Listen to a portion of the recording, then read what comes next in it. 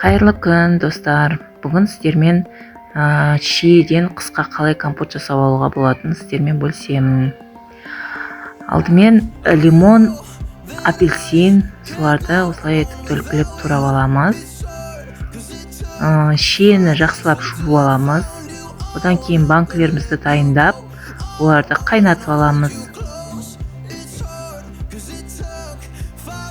Және компотқа арналған суымызды қайнатып, оның ішіне секерімізді өздеріңіз қалауынша солай салып аласыздар.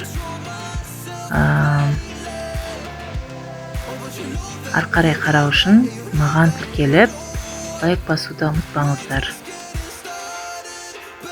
Суымыз дайын, қайнады. Енді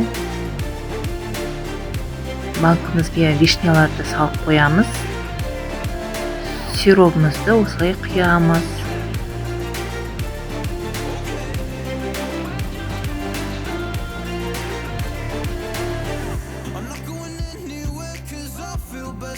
Қайнаған сиропымызды осылай бәріне құйып шығамыз да, закаткімізді осылай жабамыз.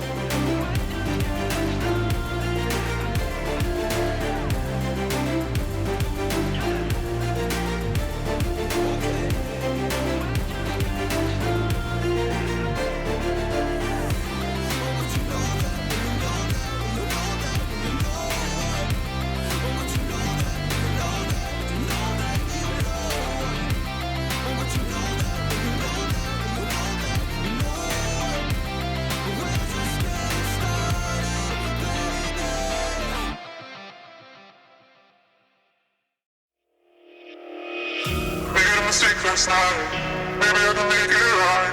Said I'm close to baby, we can talk about it. No need to be mad, hate to see you sad. Yes, I know I'm crazy, crazy about you, crazy.